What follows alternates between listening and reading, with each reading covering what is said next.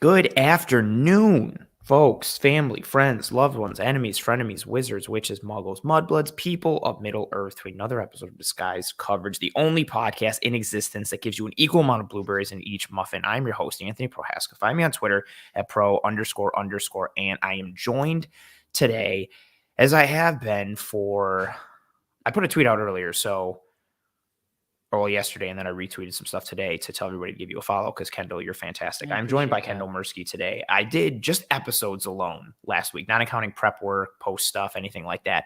Like around 18 hours of podcasting last week. And you were and also kind of pushing 20. I rounded down a bit, but you were there with me for about 16 to 18 of it, which is just fantastic. You've been amazing this entire off season. Your work ethic, your insight, your level of detail, anything and everything. And so one, kudos to you. Two, I feel like people shouldn't be surprised to see you joining me again today, as this is now our third day in a row.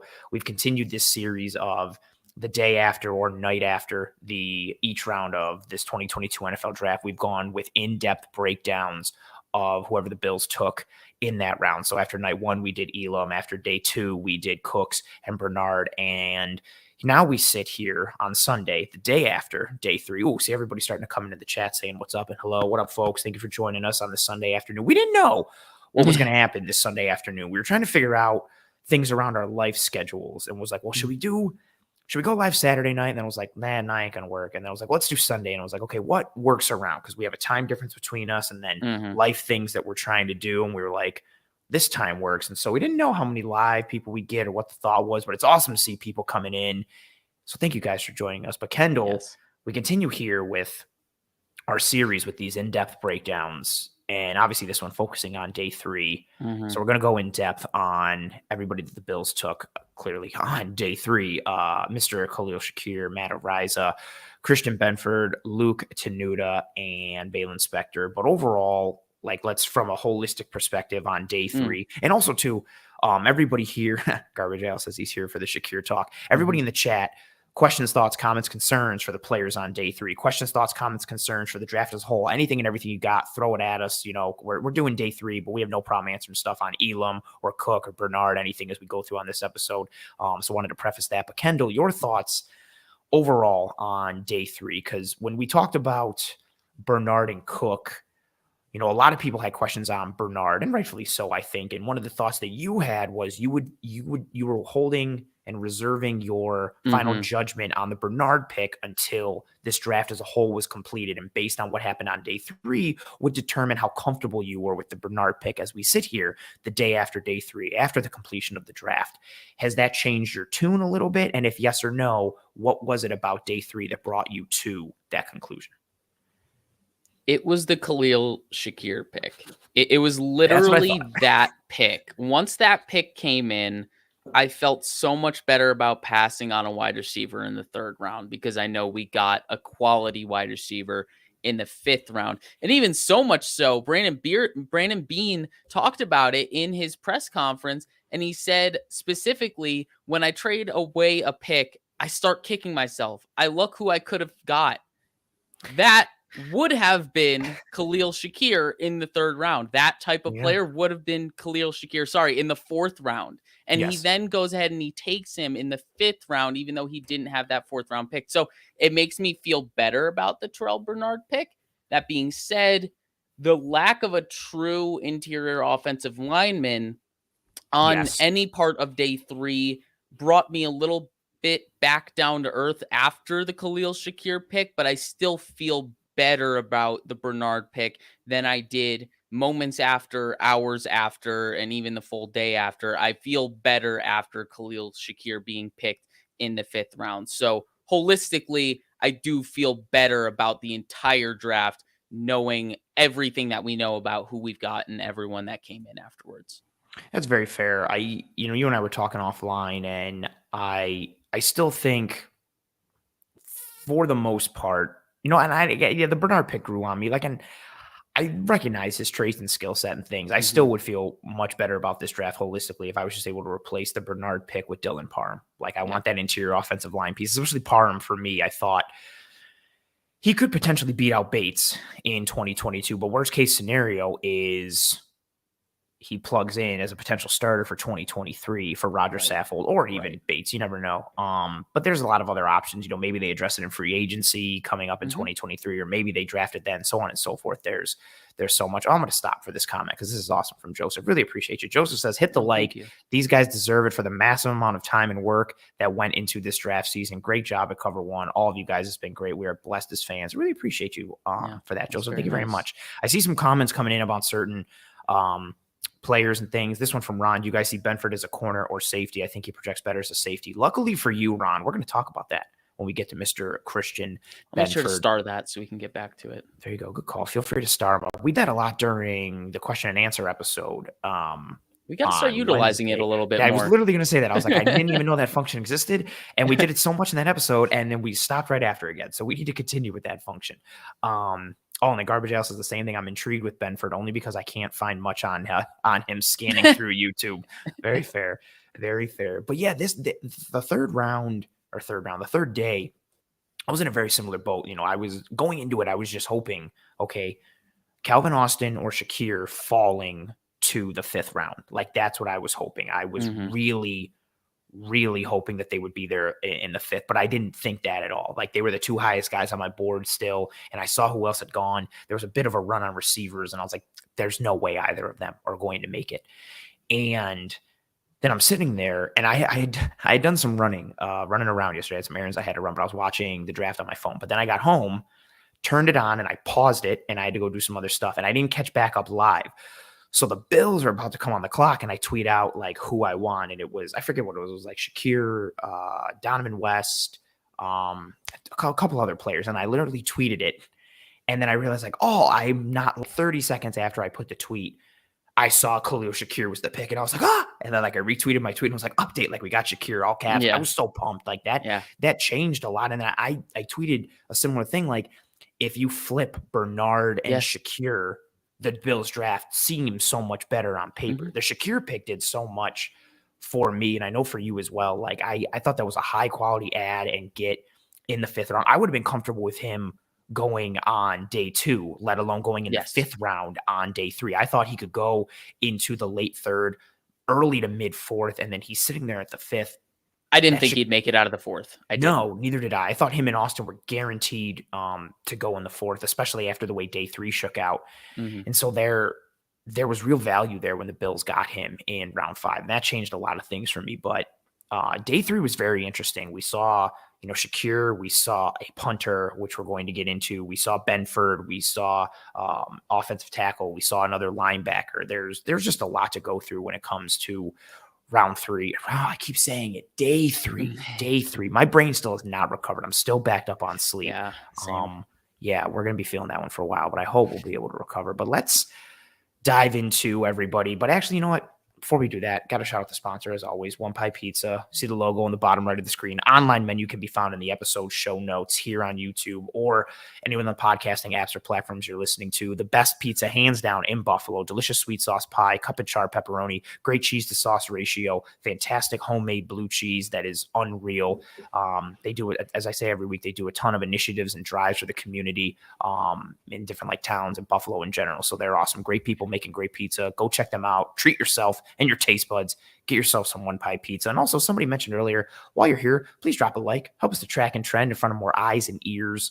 Subscribe to Disguise Coverage and to Cover One as a whole. All the notifications and all that stuff. We appreciate you guys. Let's dive into it, Kendall. 5th round pick, wide receiver, Khalil Shakir, Boise State. Someone that tipped the scales a little for you when it came to your overall comfortability factor with this draft and even with the Bernard pick, as you mentioned. So what are your thoughts here on Shakir, and especially like with how much you like him? I was going to think like, let's talk about him overall, but let's jump right into the strengths. What about him ticks? Like, what boxes does he tick? What does he make you feel when you watch the tape and you look at him and then saw where the Bills got him? Well, I'm going to bring up Ron's super chat here because my answer is Khalil Shakir. He comes in and he says, who was your favorite draft selection? I think Araiza in the 6th was a steal. And for the same reason, I'm picking Khalil Shakir. Getting him in the 5th round is a true steal to me. He's someone, where did I have him ranked? I had him ranked as wide receiver 15, 1 spot behind Alec Pierce, who went in the 2nd round. So, yeah, I really love Khalil Shakir. He's someone who I think is destined for a slot role in the NFL, but Brandon Beane specifically mentioned how, if you're going to pigeonhole him into one spot, slot is probably that spot where he'd be best, but they think he has the speed to stack corners vertically on the outside. And I think he does have that speed, but I think he's got to show some more in terms of his release package. That being said, anyone who has questions about his release package, try to find some Senior Bowl tape. He showed a lot of that release package at the Senior Bowl, and I thought that was very inspiring. But I will share my strengths on him. I think he has good route running and good separation ability. I always talk about how I think the most translatable form of separation from college to the pros is just good route running nuance, understanding how to manipulate corners and run crisp routes and nuanced routes is a good way to translate from college to the pros in terms of separation. Is Khalil Shakir good at those things? Oh, he's good at those. He's good at both of those things. Interesting. And we got him on day 3. So yeah, the value thing and the skill thing. It's really nutty that we got him where we got him. I think he's got sneaky play speed and sneaky suddenness. I think that was the key. I wrote this before the combine, and then the combine, he surprised me with the low 4.4s in the 40. Okay. That really did shock me. That being said, the game I watched was the game against UCF where he was injured. So I didn't necessarily get his fullest athletic capabilities. He's very good in terms of toughness, and that translates in terms of his run after catch ability. Like, he's tough to tackle, not in like a physically imposing way, but he's got good contact balance. Yes. Like he really does not go down easily in that way. And he shows good run after catch ability in terms of just like his efficient footwork and just kind of how he gets in and out of cuts with the ball in his hands. And then you see some of that toughness in terms of his blocking. You'd like to see a little bit more, I don't want to say willingness, because he's a willing blocker. I was going to say effort. He's effort. Inconsistent in the effort. Inconsistent. That's what it is. It's inconsistent effort, because when the effort is there, he shows really good toughness and really good competitiveness as a blocker, but it's inconsistent effort. And I think that's the key, that you definitely hit that home perfectly with that blocking stuff. It was weird because I saw somebody ask about his return ability. I wanted to pull the numbers real quick so in Khalil Shakir's career, he has 24 punt returns and 7 kick returns. So he does have some return ability, which we will dive into. But I got to stop. Super chat. We know the rules. Miles, thank you so much for being here. Thank you for the super chat. He says, thanks for the great draft coverage, y'all. Why did Shakir drop so far? Was the draft just super stacked? I think that's a really good question. I was wondering the same thing as well. And pardon me, I think I got something in my eye, but I'm going to power through because I'm a champion, just like Michael Jordan in Game 6 when he had the flu. This is my flu game right here. It's driving me nuts. I think it's an eyelash. Oh my goodness, more super chats coming through. Let's answer this one first from Miles. I'm thinking it's got to be size related for me. Like, I know he has somewhat shorter arms.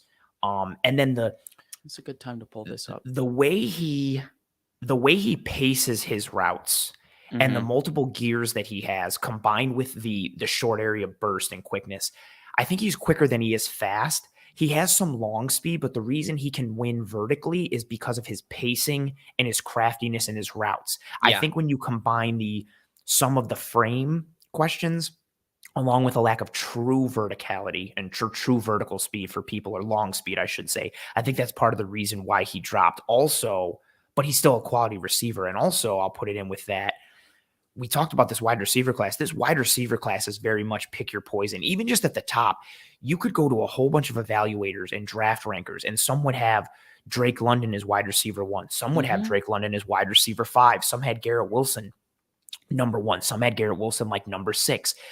A lot of this draft for the receiving class, there was a lot of individual skill sets and traits, and based on your style of offense and based on what you currently needed, that was going to move guys up and down the board based on individual skill set and how it fits with those individual teams. So I wouldn't take somebody like Shakir and be like, well, he was a 5th round talent because he went in the 5th round. I think it was a case of other players at other positions, or specifically receiver, meeting needs that maybe he did not based on individual roster makeup for those teams. But Kendall, what's your thought on why Shakir dropped? Two things. I want to echo the first thing that you said in terms of like scheme fit and fit for whatever team that they're being drafted to, whatever wide receiver gets drafted. It's not only just because of their talent, it's also that fit. I always think of a wide receiver room being built like a basketball team. You got to get your center, that dude that boxes out, posts up, all that stuff, your Drake Londons type of things.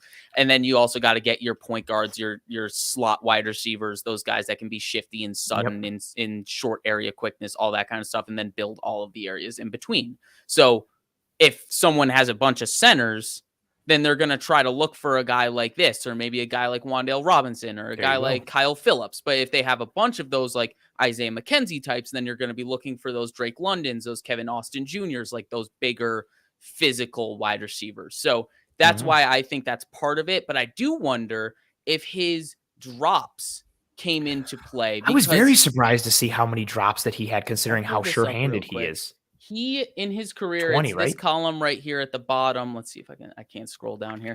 Hold on, wait, let me remove the super chat so you can see that. He had 10 this year, right? 20 total.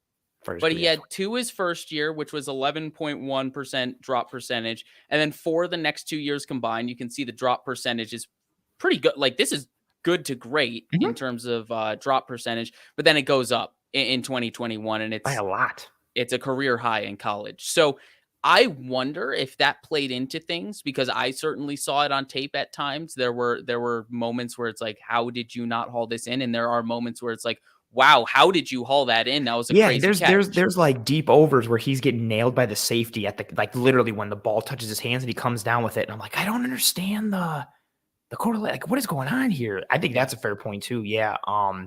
But he's such a great, I'm going to talk about in a minute, but let me stop because I got to pull up another super chat. Mike, thank you so much for your super chat. Thank you for being here live with us and supporting. Nothing for the kind words. He says, thanks for another great show and a great week of content. Love Shakir.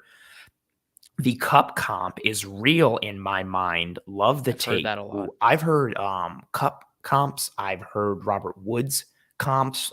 It's funny because Shakir has like a lot of players' game in his game, like all these different bits and pieces that he's combined into it. And Shakir, for me, like his strengths, like you highlighted it, and I put a tweet out about it earlier.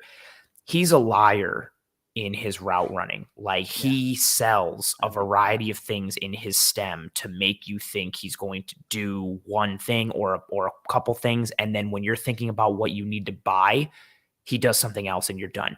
In your awesome breakdown of a bunch of Shakir tape, one of the ones against UCF, he's lined up in the slot and he sells like he's going, his body lean and his pacing sells it like he's going to run like an over or a post or something towards the middle. And he gets that linebacker to open up and turn with him as he starts to cross his face. And then right when that happens, he stops and he pops back out and he separates immediately. And it's that nuance. It's that understanding. It's that level of craftiness too. That's why I like to describe him. He is a crafty route runner. And when you get somebody who understands and has that level of craftiness in his game in college before he's even gotten to the pros, that's a huge thing, because that is how you continue to win as a receiver as you get older and your physical skills start to diminish. I love analogies and metaphors and all that. It is the same equivalent to a pitcher who throws 97, 98, but as they get older, they can't throw 97, 98 anymore. When they do, they can't throw it as much. So how do you keep surviving as a pitcher in baseball?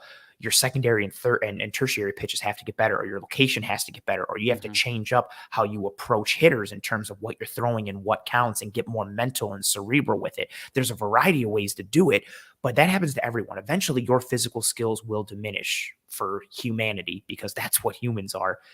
But him having that ability already before he's even set foot in a professional film room, practice, whatever, is a huge thing for me. It's by far my favorite piece for him. He can hesitate, and it's the gear piece as well that I mentioned, like that pacing, right? He's not just, he's either 0 or he's 100. He could be 27%, 25, 50, 70. And then because he has that quickness and that speed and that fast twitch ability, he can go from 25 to 100 in the blink of an eye, or 50 to 100, or gear up slow. He's got pacing and nuance, and he combines all of them.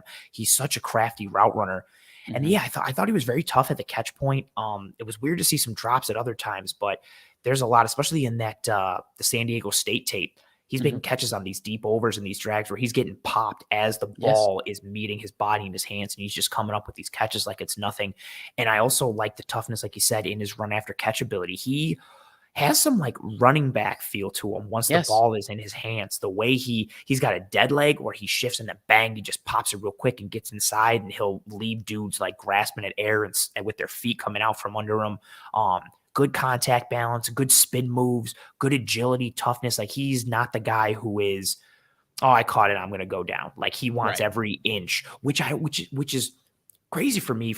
I'll lead into some of my areas of opportunity and then kick it to you for that. Sure. The blocking, for somebody who puts so much effort and detail into his route running, and for someone who puts so much toughness and effort when the ball is in his hands, I was surprised that, and again, maybe it's not lack of effort, but it looks like lack of effort at times of blocking. Like he comes off the line, it's just like, okay, oh, you got inside me, all right, whatever. And I was like, what? And then other times he comes off the line and he full breaks down and he's got hands on shoulder pads and he's like doing everything he can to get in the way. Like I was very I guess I should say confused, like, or perplexed, I guess, being like, I don't understand how he has so much effort in these other areas. And then even in his blocking, sometimes he does, and then other times he doesn't. And that up and down piece, like, that was definitely one of my areas of opportunity, but I think that's something that could easily be coached out, or maybe we're interpreting it wrong. Maybe it's not an effort piece. Maybe it's part of the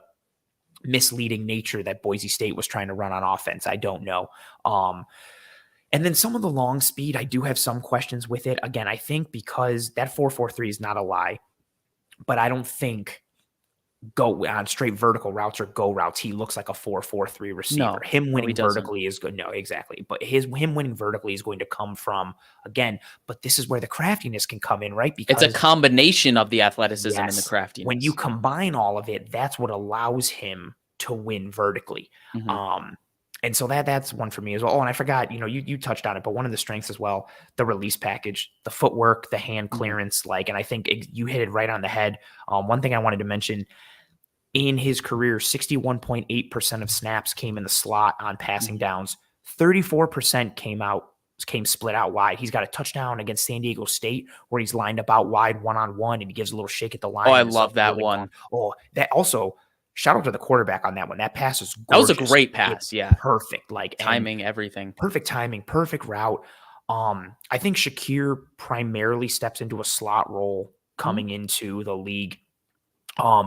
But I don't think he's slot specific guaranteed for the rest of his career. His release package and toughness, I think, could translate to the outside. Now I want to see what he looks like going up against NFL length, NFL size, and ability. Like, what does he look like going up against press man on the outside against legitimate NFL corners? How does he function in that world?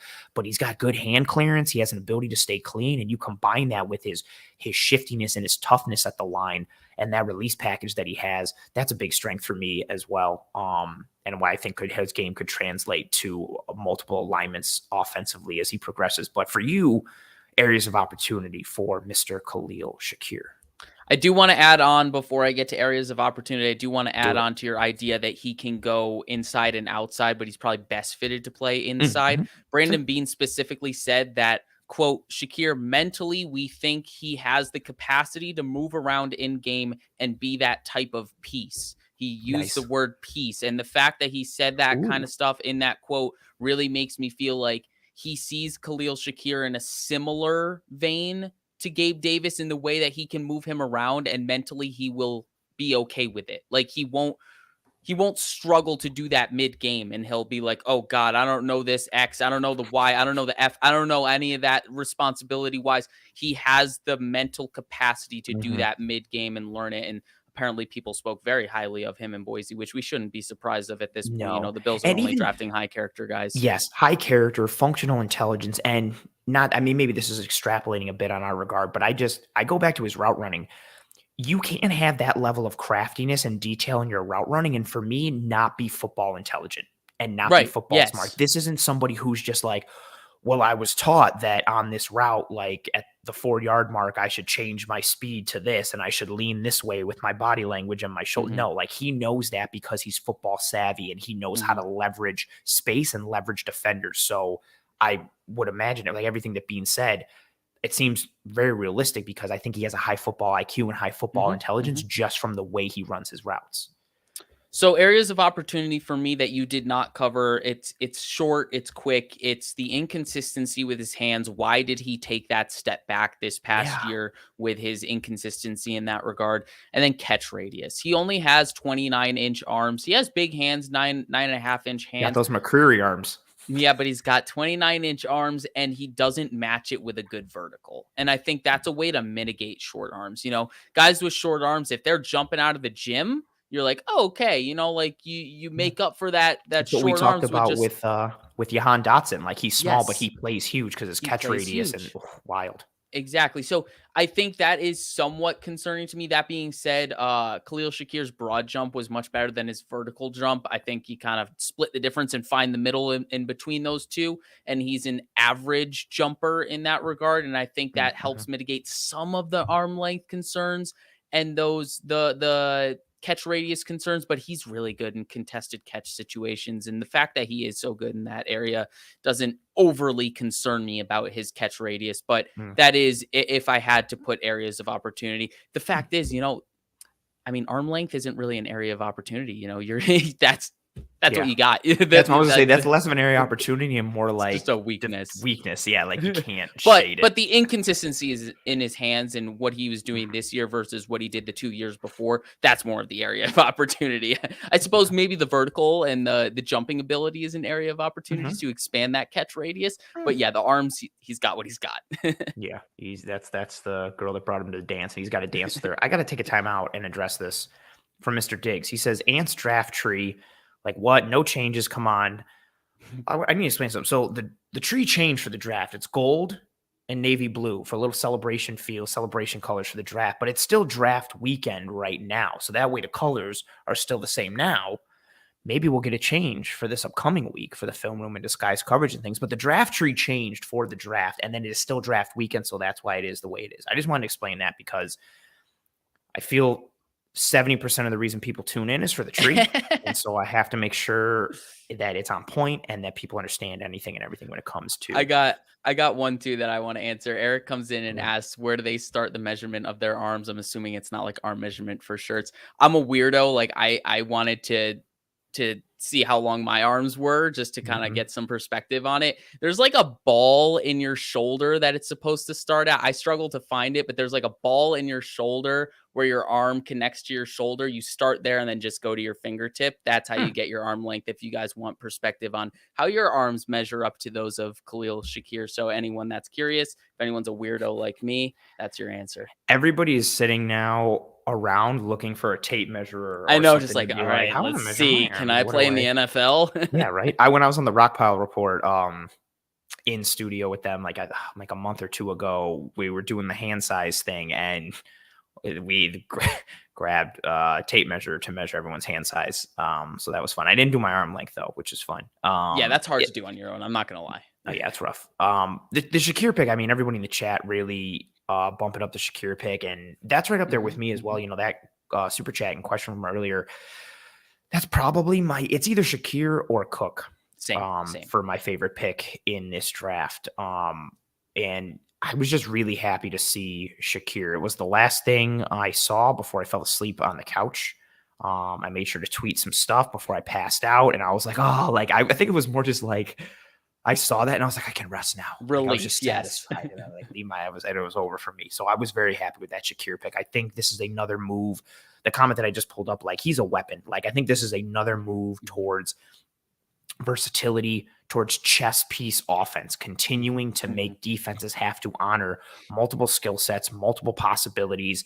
I mean, there's even snaps where Shakir lines up in the backfield. Like he can do some Cole Beasley things. He can do some Isaiah McKenzie things. I was going to say, we never mentioned the gadgetry. We never mentioned that. He's got some of that. He's got the jet sweep ability, the orbit motion ability, the screen game stuff coming out of the backfield and leaking into the flats. And then I think, again, what's nice is when he gets the ball, he's elusive, like an Isaiah McKenzie, and he's quick and agile, but then he's also, again, physical, like Tough. a running back. Again, this isn't a small guy. Like, he's 5'11", 196 pounds. Like, he's thick. He's stocky. He's not tiny or frail. Like, he's got muscle to him. And you combine that with the athleticism and the explosivity to his game. I don't think explosivity is a word, but I say it like it is, and you it do say it a lot. So I'm just gonna keep rolling with it. Yeah, if it's not, I'm gonna make it a thing. I made Edmonds a thing. I'm gonna make explosivity a thing. Yeah, he's a really quality weapon and piece. I was very happy with the Shakir pick, and I'm very excited to see with his level of. And think about it too, right? We kept talking about what Von Miller adds to the defensive line grouping in terms of nuance and what he can teach and learn. Now you got this sick route runner who gets to learn from Stephon Diggs and gets to partner with Stephon Diggs. Like, that's great situation. Exactly. What does his game do going forward? Like, just really excited for. I think he's already a guy with a very nice floor in general, but especially in this offense. And then his ceiling, I liked his ceiling, and I like it even more given the makeup of the Buffalo Bills. Chad Hall's a tremendous wide receivers coach. I really, really like this pick a lot for the Bills. I'm very picked in the same round as Stephon Diggs was. Oh, hopefully maybe some correlation there. Knock on wood. Don't want to jinx anything. Superstition. Weapons. Khalil Shakir. James Cook. Punter. Great. Matt Araiza. Weapon. The jokes all offseason of drafting a punter. We saw several punters go before him. As I mentioned, I was doing some running on Saturday, but watching the draft on my phone as I did it. And I saw Stout go, and then I saw kicker Cade York go, all these things in the 4th round. And I was like, well, Araiza's like going to be gone. And then just kept being there and just kept being there. And Bills take a punter in the 6th round, and his numbers are great. A lot of people make jokes with the punt god stuff and all that, but overall, what are your thoughts on, one, taking a punter in the draft? Do you see value in it? And then 2, your thoughts on Araiza overall in terms of his strengths and what, his, I guess we don't even really know, like, we won't even do strengths and weaknesses for Araiza. What are your thoughts on taking a punter in the draft, and then your thoughts on Araiza's fit with the Bills?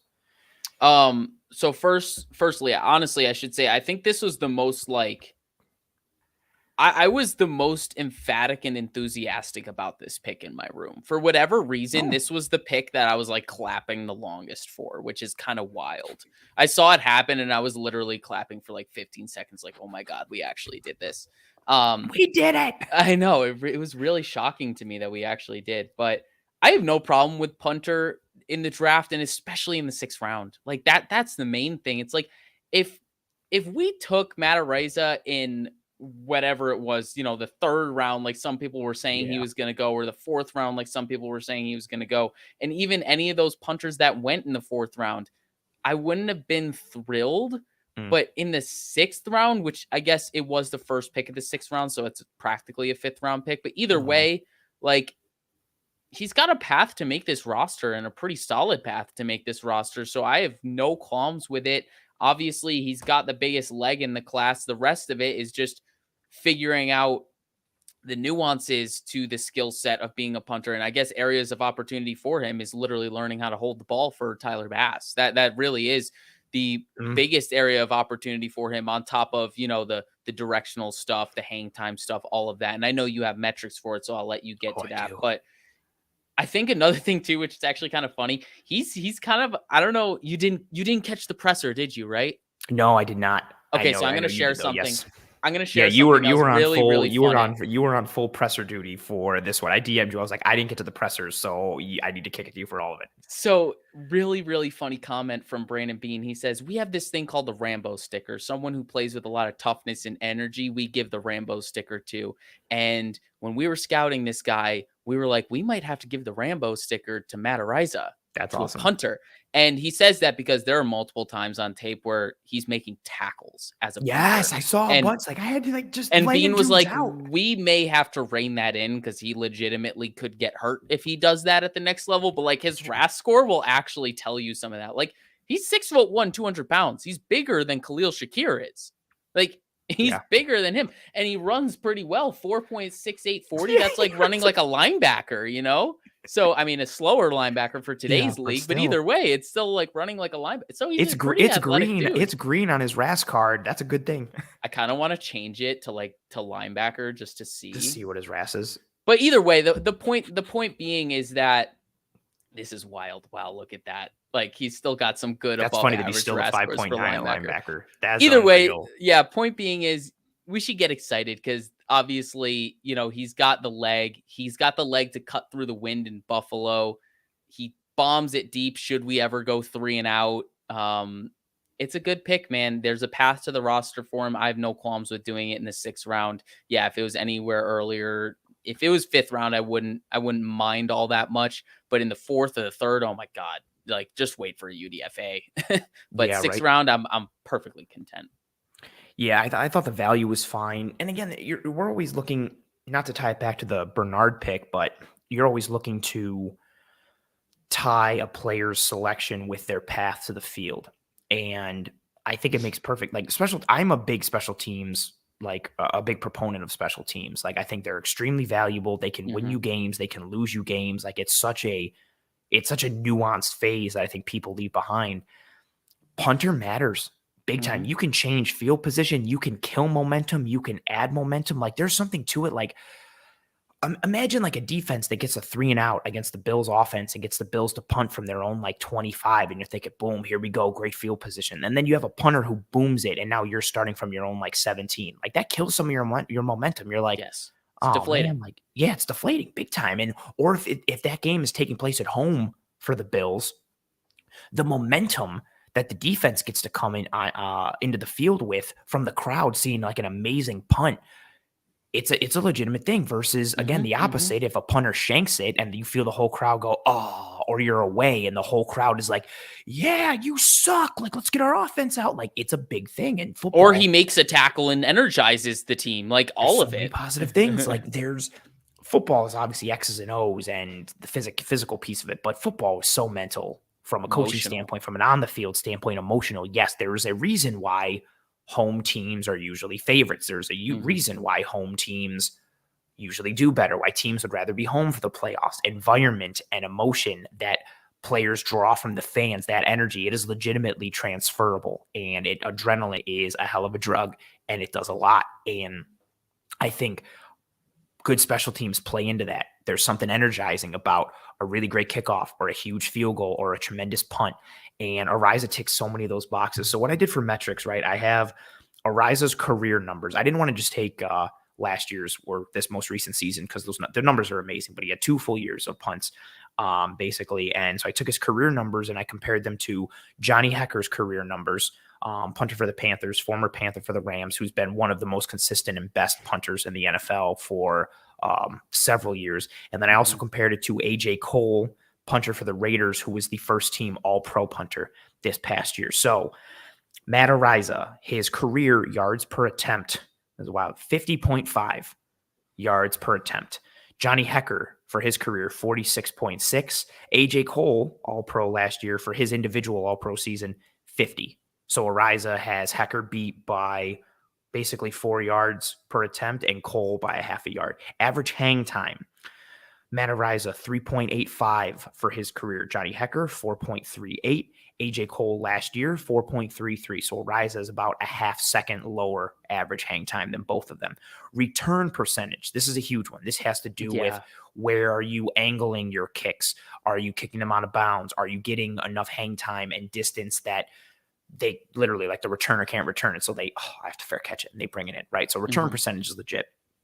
Araiza for his career, 29.1 return percentage. Johnny Hecker for his career, 34.5. Wow. AJ Cole last year, 45. Oh, wow. Yeah, I was surprised at that one too. And then net. So the net yards, average per return. So basically the distance you kick it, then someone catches it, and then how far they run. So if you kick it for 30 yards and they return it for 10, you have a net of 20. Net is very important as well. Matt Araiza for his career, a net of 44. Johnny Hecker, a net of 43.3. And AJ Cole last year, a net of 42.3. This makes me feel a lot better about the idea of him out kicking coverage. Right? So right? that's It's huge. not just because that's a huge piece too that I think I'm so glad you said that because I have it next to my notes. It's like we share a brain. I feel like people don't understand that. Like you don't want to just boom it because if you outkick your coverage, somebody can catch it and then they just have tons of room and then your net changes and they can gain yardage. You want to boom it, but you also need enough hang time. You need the right location and the accuracy, but also you don't want to kick it too far to the point literally that you outkick your coverage. There is a science to it and a practicality to it. And he's a weapon. Like, it's legitimate. I was very impressed to look at these numbers. And again, I didn't want to just look at him in a vacuum and be like, oh, what are his numbers? And then say it. I was like, okay, let's compare it to who the all-pro punter was last year. Let's compare it to who's been an all-pro punter and, a really good punter for his entire career in Johnny Hekker. Araiza is literally above them in 3 of those 4 major metrics. And the only one he's behind is average hang time, and he's behind by a half a second, which is a decent amount of time for punts, sure. but not something that he can't improve. This is also like this. I feel like maybe it's not dumb or won't sound dumb because so many people are on this train. I love this pick too. This is up there for like one of my favorite picks. Like punting is such a weapon. It might have been McAfee. I might not. I don't remember. But it would make sense if it is. If I've said this. I've said this all the time. Like Ed Reed is my favorite player of all time, so I watched a lot of Ravens games. There was a Ravens Colts playoff game where the Ravens defense just kept stopping the Colts and stopping them, and every punt for the Colts kept pinning the Ravens inside like the 10 or the 5, and they just could not overcome it and could not. And eventually, like the Colts kept getting the ball at like the Colts would get their ball at like their own 40. And then the Ravens defense would make them go 3 and out. They'd punt. And then after the Ravens punt, they'd get the ball at like the 50. And then like the Ravens 45. And eventually they just kept winning the field position battle. And that's how they slugged it out and beat the Ravens. Like special teams won the Colts that game. The Ravens defense shut down Peyton Manning and all those weapons. Special teams tipped the scales tremendously and changed and again, that was a huge momentum piece because the Colts offense couldn't get anything going. And then they get an awesome punt and a pin, and the crowd would get back into it and all of it. And it was just such a huge piece. And I think about that all the time and what Araiza could potentially be. Ned, you are someone who is tremendous as well, much like Matt Araiza. Thank you very much for being here. Thank you for the super chat and for the kind words at the beginning saying, great show, guys. But then we got some questions here, Kendall. He says, why do you think Araiza dropped so far down from Stout? Stout is the punter from Penn State. Do you think it's the number of touchbacks? Do you think it's the hang time? Kendall, do you have any initial thoughts on why Araiza, despite his pre-draft rankings and some of the metrics we listed here, why he went after other punters? Yeah, I do believe it is number of touchbacks. It is hang time. I don't have the metrics, but I do know that Stout was better, I believe, in both of those. And then the amount of times that he's pinning people inside the 20, inside the 10, I do believe that Stout had a higher volume in those stats than Araiza did. And furthermore, I do believe the fact that he was a kicker and a punter, Araiza that is, did drop him a little bit because you have to teach him how to hold. That being said, I have not mentioned that Bean talked about how important that could be because we saw Carolina come to Buffalo and their kicker got hurt and they were screwed. There was nothing they could do. And now we have a backup. Well, assuming Araiza takes the job from Matt Hawk, we have someone that can both kick and punt. He can do kickoffs. He could do field goals if need be. The only thing in my mind is if Bass does get hurt, knock on wood, and Araiza is the kicker, who's the holder? For a lefty kicker, who would the holder be? We'll put Josh Allen in at holder, and then we run fake kicks nonstop. Yeah, I was just gonna say it would have. That is a wonder. I always wonder those little things like that, like who's the backup long snapper, who's the backup holder, like all these different things that like people don't really think about. Good question, Ned, and I think good answer from you, Kendall. I think I would also potentially add. I think punter could also be scheme fit related, like depending on the type of leg that you have, like what. Are you playing indoor? Are you playing outdoor? How much wind do you get? Like what type of kicker are you looking for? Do you need somebody who's more distance based or do you need someone that's more accuracy based? Because maybe, if I'm the Saints, I don't have to worry about a kicker or my punter kicking through the wind and having a super strong leg 8 games out of the year because we play indoors. And I also think with a position like that, I don't think there's no universal acceptance or favorable thing for all the other positions. And I would assume it's the same for punter. Like some people are going to like different things, a different flavor type of piece as well. But other than that, I think Kendall, you nailed it. One thing I also want to mention too, you mentioned the holder piece. Eric Turner and I did a film room episode with Jay Feely, CBS analyst and former Pro Bowl kicker in the NFL. And it was like the middle of the season. I don't remember. I was going to say what week, but I have no idea. I don't remember. He talked about how good a holder is to a kicker, and his exact words, I've tweeted him multiple times. You could see it in the film room. He said, like, literally for him, he was like, a bad holder can make a great kicker miss every single one of their kicks. He was like, literally the fine line of a good kick or a bad kick can literally come down to the holder. If you are a slight hair of an angle off holding the ball, if you're supposed to hold the ball, I'm just making it up at like a 45-degree angle, but instead you hold it at like a 46, that changes the entire trajectory of the kick. Right. It is such a fine science. And that's why, I mean, I am very fine moving away from Matt Hawk. His inconsistencies and his ups and downs in punting rear their ugly head far too much. I don't like it. I don't want a roller coaster ride from my punter. Yeah. But he's a very tremendous holder. Jason Saunders had an amazing year with him. Bass had a great year with him. That's something not to sleep on. I know maybe everybody overlooks it now or makes the jokes like, oh, I wonder how Araiza can hold. Ha, ha, ha. But I am genuinely curious for that because I think that's an important part of the game. And that's not my own, assumption. That's literally from a guy who kicked in the NFL for double-digit years and who was a Pro Bowl kicker. And, like, he knows much better than anyone else. And for him to say that, I was shocked that he, like, how much of a fine line it is between a good kick and a bad kick and how much a holder can either make you or break you as a kicker. I genuinely had no idea. So that's a very important piece as well. I saw a couple comments earlier. Some people commented on James Cook. We did a full breakdown of James Cook and Terrell Bernard in yesterday's episode. So any questions, thoughts on James Cook, we can answer them as we go. But I don't want to dive too much into that. We did do like a full in-depth breakdown on that. So, and actually that link is in the episode show notes here. So if you want to, when this episode's done, click it and we can go into it. I know somebody said that he didn't see all the hype about James Cook on tape and said that he's no Barry Sanders. I don't think anybody is Barry Sanders. Barry Sanders. So that's not like, I feel like it's not a fair bar to clear. Yeah, that's a real rough one. But yeah, Matt Araiza, really great pick. I'm very excited for this potential. I also do think he beats out Matt Hawk. I think he's the punter. I think so too. Before we move on, though, I want to hit your boy Lettuce's do it chat. I didn't even see this. I'm in the banners. I'm all over the place. Great job, Kendall. Well, I had to hit this because I know your boy Lettuce has been pounding the table for Matt Araiza for months. Like, I'm almost at the point where we should all in cover one pitch in to get him a jersey. I'm really at that point because it could be like literally like $3 for each of us to get him a jersey at this point. Yeah. So he comes in, he says, everyone to learn to hold for a new kicker. Everyone has to do that.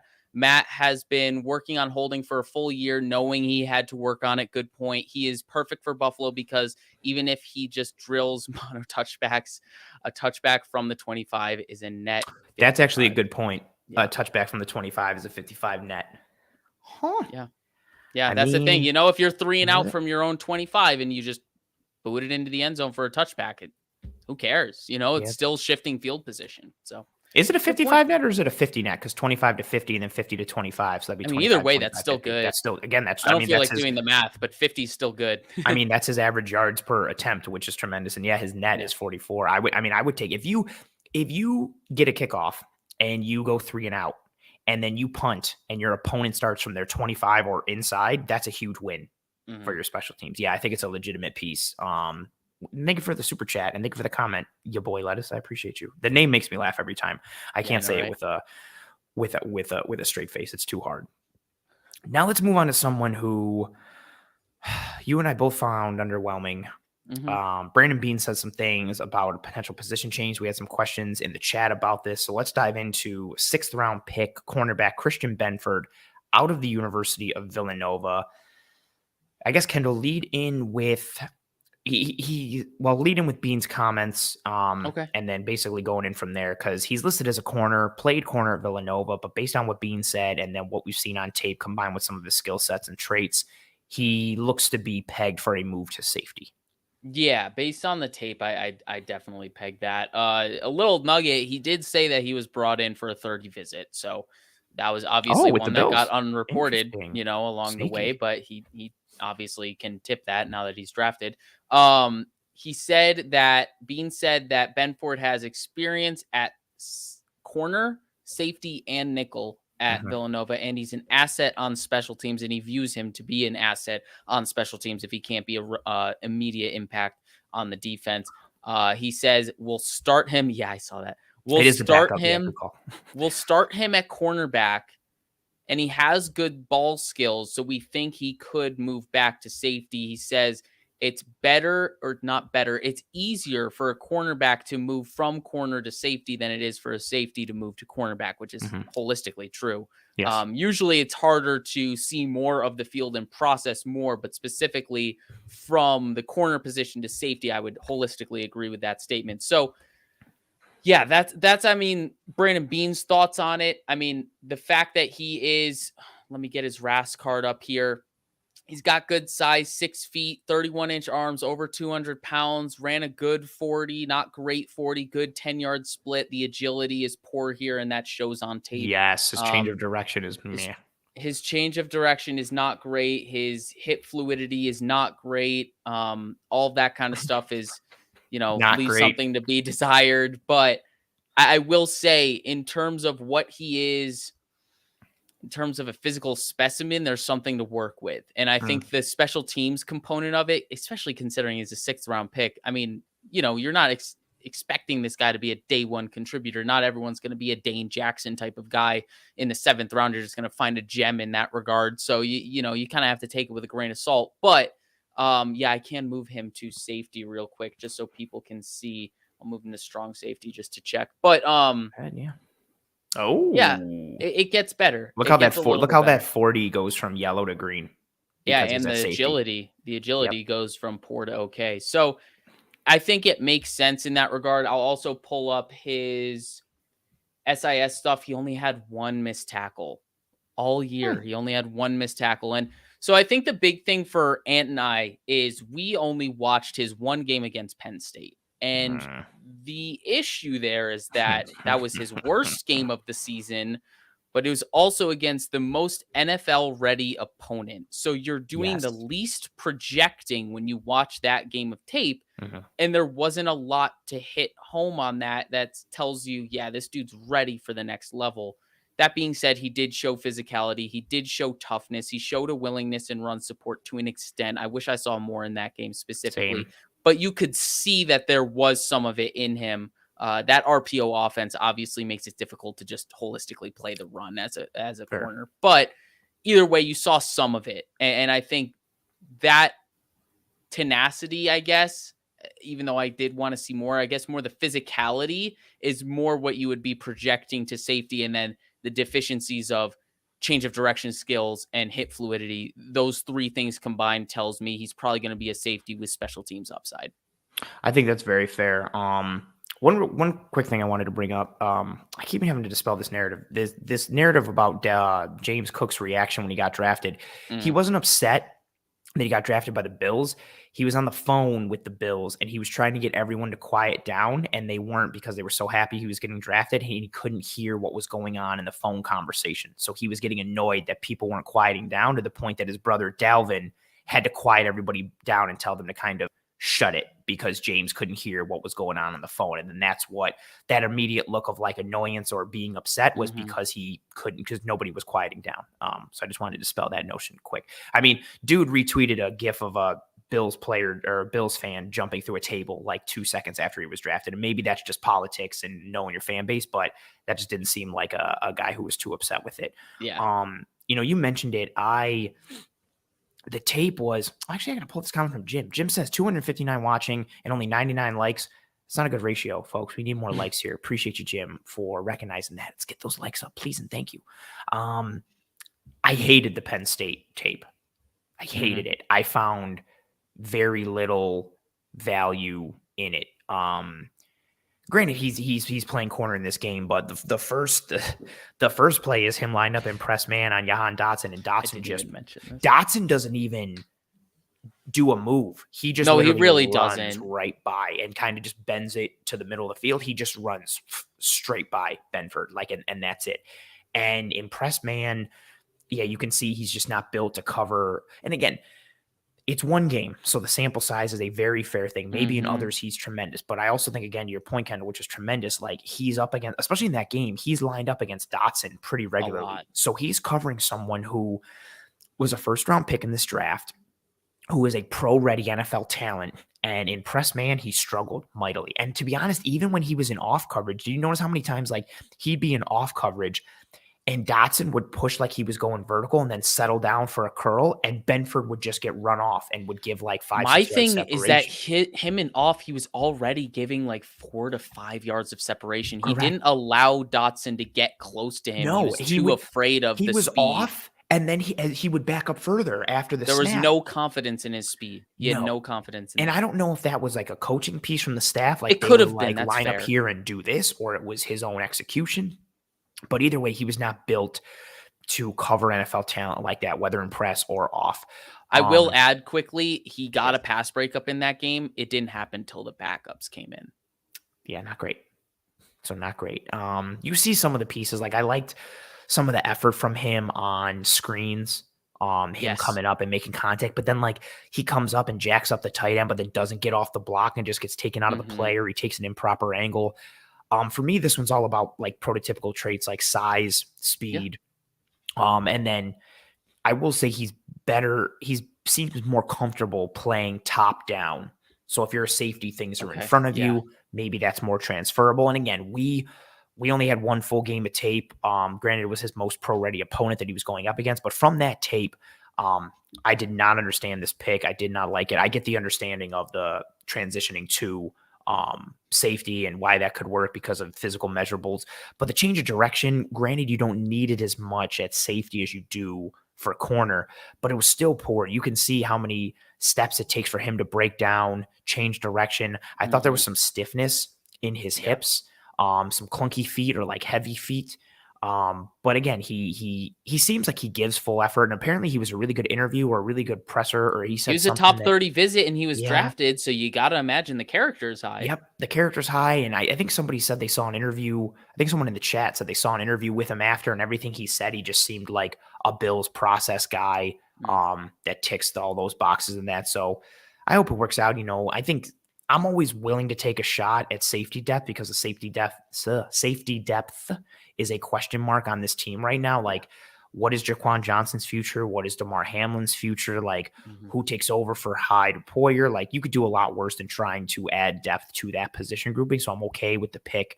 And it's a 6th-round pick. Yeah. I mean, what 6th-round pick, other than Matt Araiza, what 6th-round pick are you taking that's like, well, we needed a starter and we didn't get one here? Like the 6th round and these day 3 guys, a lot of them are either scheme fit picks or you're taking a flyer on somebody thinking that they could end up being something. So why not? But for me, I did not like this pick. The tape was very rough. You even, I think with the cut ups you put on Twitter were like not highlights at all. No, and they weren't. Someone came in and they were like, these aren't highlights. I was like, trying to give him a good answer and say like, I know, but like, this is the best he's got in this game. This is the best that I can show the traits that maybe the Bills were seeing in this game against a pro-ready opponent and all that kind of stuff. So it didn't even make it a minute long in terms of even that. Like it was a short cut up and they weren't even highlights. So it was, I want more tape. I do want more tape though. Same. I do. And I want to see the ball production. I want to see that. He has, what is it, like 7 PBUs and 7 interceptions and 15 PBUs this year. I want to see that ball production. So there's something there. And I'm also fine with, again, like this is the secondary corner and safety. This is a position group traditionally that Sean McDermott and co have gotten every single ounce of blood from those stones, as I continue to say. Like, so I'm fine with it. If you want to take a flyer on a position group that you see something in, that you have a legitimate track record of developing and allowing guys to raise their floors and raise their ceilings, cool, why not?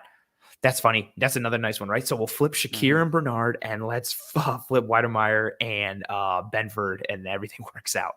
That was an interesting one that I was curious at first, but the move to safety, again, his physical measurables, tools in a position grouping that gets coached up by McDermott and co, you could do a lot worse. So I'm fine with that being a flyer.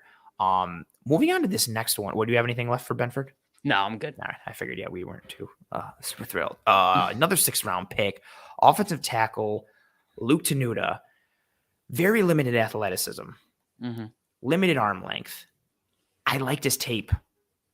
I genuinely did. Like, he does a lot of really good things. Like, he's not bad, but I just think he's going to be severely limited by that athleticism. As you pull up the RAS card there, you see a lot of red, which is Christmas time. It's good. Now it's not so much. What are your thoughts here on Mr. Tenuta? And I know some people asked in the chat, does he potentially kick into guard given his arm length?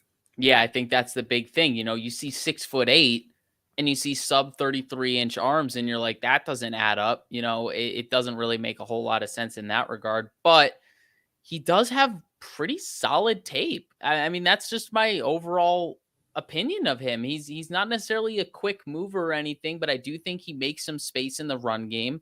I think he's good in terms of intelligence and what he understands from his assignments. Being added that he's a coach's son, he's been around the game his entire life. I guess his dad is a really respected college coach. Has been for years.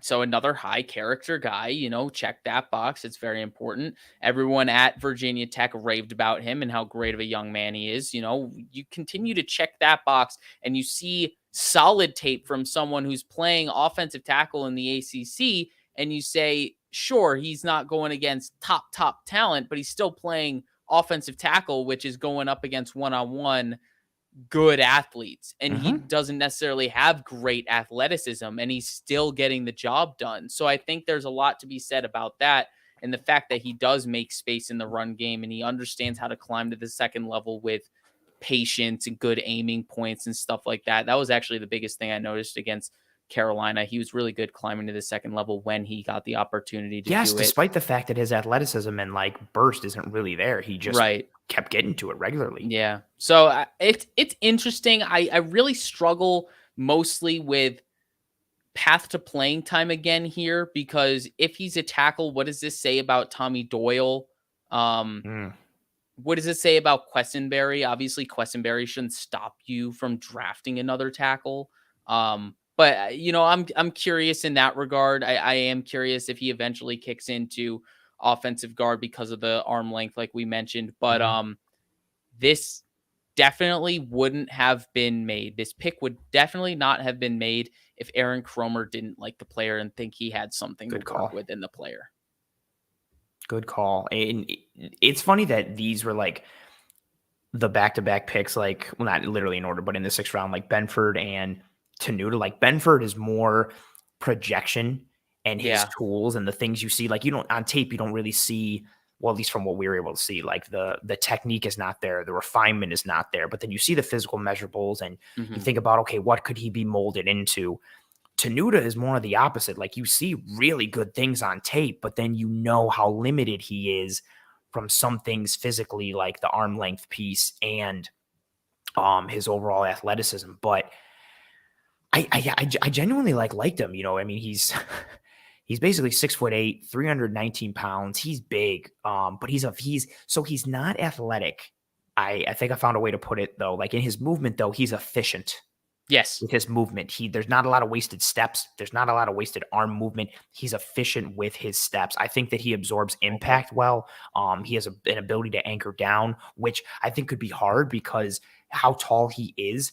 He's almost consistently naturally out leveraged because guys are going to be able to get under him and get up into his pads and into his chest, but he's able to either push down or anchor back and lock out. He had a couple nice reps against Carolina where guys would get under him and try and push up, and he would snatch, trap, and just bury him right into the grass. I like that from him a lot. And you mentioned his ability to climb up to the second level. And yeah, again, despite the limited athleticism, which you definitely see, you can tell in his movement, okay, this dude isn't tremendously fluid. He's not a great athlete, but he does have that ability to climb to the second level. And he seemed like a guy who was just consistently in the right spot.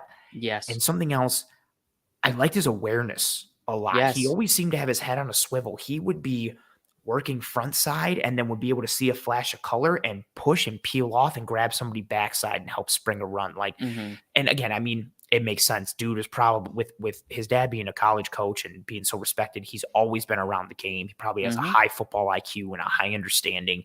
And so I was impressed with how much I liked the tape. It's funny that because he's playing next to Lacita Smith, and I spent so much time watching Smith, but like never. I get so laser focused. I don't know how many times people will be like, oh, well, like you watched Booth, so you must have saw Goodrich at the same time. And I'm like, nope. I Other just side of the Booth. field. And this is even different because it's like literally right next to him. But you don't, because I've always been of the notion of like, if you're watching for two things, you'll learn nothing. Like you have to focus in on the one, that's it. And I was genuinely like impressed watching his tape. I'd seen, again, very, very small pieces of him pre-draft because I was mainly watching for Smith, and I'd see some things here and there, but nothing really that ticked the box because I was focused on Smith so much. I liked his tape. I just think the athleticism is going to hinder him. And I guess that let's go to that area of opportunity piece for him, because we talked about like some of the strengths that he has and how efficient he is. What do you think his areas of opportunities are? And let's tie that into where he eventually moves, because he would be massive for a guard at 6'8". Like that would be unreal. But given his limited athleticism and the shorter arms, it seems like a better fit from a physical standpoint. But nonetheless, what do you think about a potential transition to guard for him? And what do you think his areas of opportunities are as he comes into this league? I think the biggest thing with him is going to be pad level. At tackle or guard, it's going to be pad level. It's just naturally when you're 6'8", it's going to be hard for you to stay low and show flexibility to get low and make sure that people aren't getting under your pad level quickly. And at the next level, Brandon Bean mentioned this, when you're a taller guy, you're naturally going to play higher, right? You have to show flexibility to get lower. But also when you get to the next level, players are so technical and they understand when there's a tall player in front of them, they can quickly get under that pad level and they know how to do it. They know how to do it in a quick and efficient manner. So that's the biggest thing with him. I think kicking into guard, it gets even harder because, guys on the edge, they're naturally taller. You want taller, lankier dudes on the edge. But when you get to the interior, you want those guys that play with a low pad level and they can push the pocket in that regard because the low man wins on the interior. But when you're the taller man, it just makes your life harder. So I think that's one of the most difficult things for him moving forward. I think it will be a bit of a challenge for him at edge or guard, not edge, sorry, at tackle or guard. I was gonna say, he's gonna move to edge. That's Tremaine Edmonds' spot. But if he plays tackle, it's quickness, it's foot quickness. And Brandon Bean mentioned that. I mean, people are going to get faster at the next level. People are going to get faster at the next level, and especially at the edge, they're going to be even faster than what you experienced in the ACC. So if he's going to play tackle, he's going to he's going to have to get better with his foot quickness.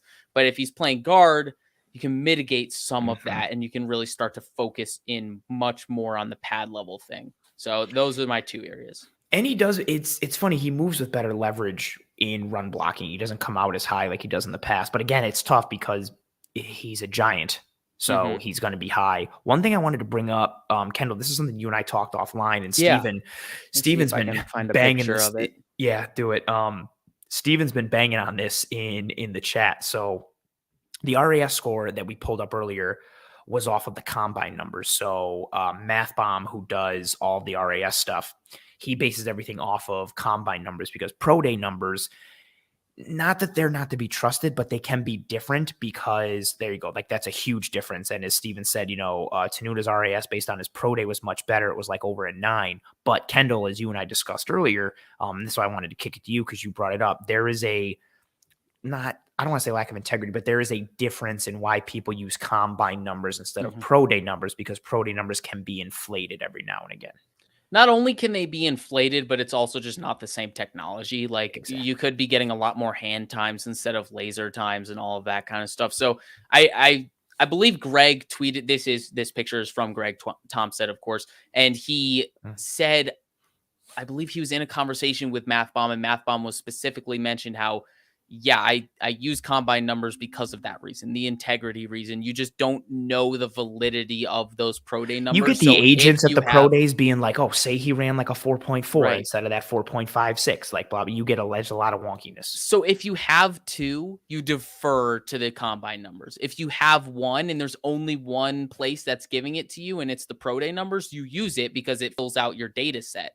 But if you have both numbers from, like see here, his shuttle wasn't taken. Say if his shuttle wasn't taken at his combine, but it was at his pro day, then you just take it. You just take it because that's all you have for your data set. But if you have both, you take the one from the combine for validity purposes. So yes, it should be mentioned that, it'd be crazy if, I think what we should be doing is kind of take it in the middle.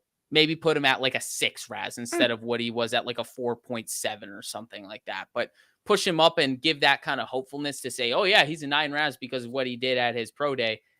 It's a stretch. It's a stretch, especially considering what he did at the combine. For sure. And I think Joe put it really good. He said combine numbers are normalized versus the pro days. And that's exactly it, right? Like if you're comparing me and you and our RAS scores, you want to compare us in the exact same environment with the exact same timing system. So what did we both do at the combine? My pro day setup versus your pro day setup could be completely different. Are you using more hand times?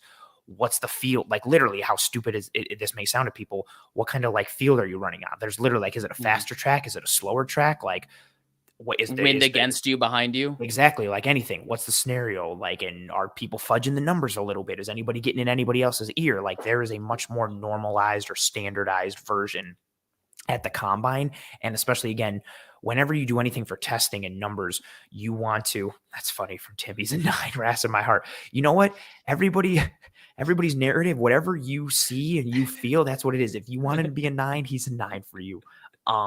But that's what you want to, you always want to eliminate as many variables as possible. So like, again, even when evaluating, right? Like it's awesome to be able to watch, like if we're looking at 2 corners, it's great to evaluate 2 corners if they both covered the same receiver.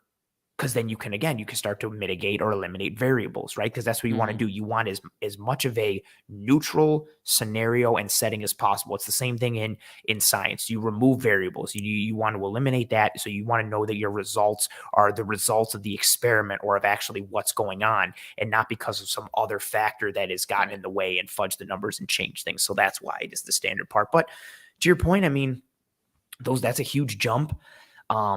In his pro day numbers, but I will say, like, from watching the tape, again, we both like the tape.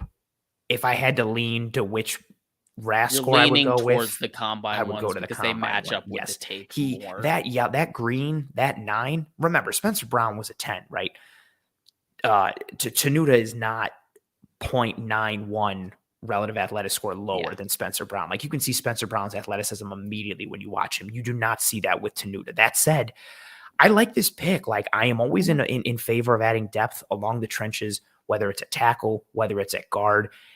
Dude is smart. He's heady. He's a good person. He's got the high character. He's a football guy. He's always been around the game. And I think he does some things well. And at the end of the day, you're taking players at the back end of the draft, and you can either take a flyer or with a guy with a high ceiling, or you could just take, let's take a good football player and put him on our team. Despite the limited athleticism, which again, I think is going to hinder him significantly at the next level. I like him. I like this tape. I came away impressed given what I thought he was going to be. He just plays like solid football. And yes, he's going to have some limitations, but overall I was very okay with that pick. Any closing thoughts for Mr. Tenuta for you?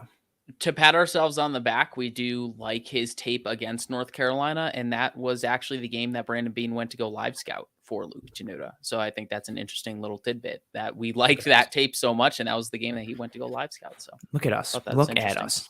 It also helps too with like being able to have, again, multiple games and having multiple sample size, and we got to see a variety of rushers he came up against. He came up against speed rushers, smaller guys, bigger guys, and he operated kind of evenly against a variety of them in a variety of situations. So very solid for him.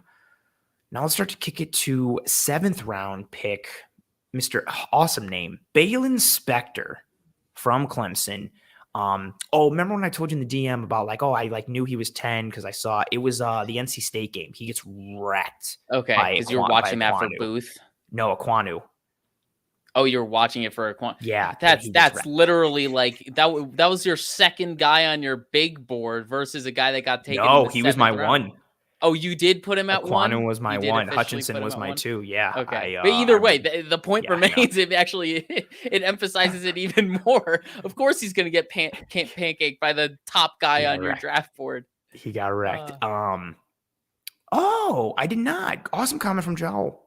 I did not see your comment. Giles says, did you see my comment about his dad, Johnson, his dad? He was Chan Gailey's defensive coordinator at Georgia Tech. Nice. Cool. We just knew that his dad was a college coach. Yeah. We didn't dive down that rabbit hole. Awesome.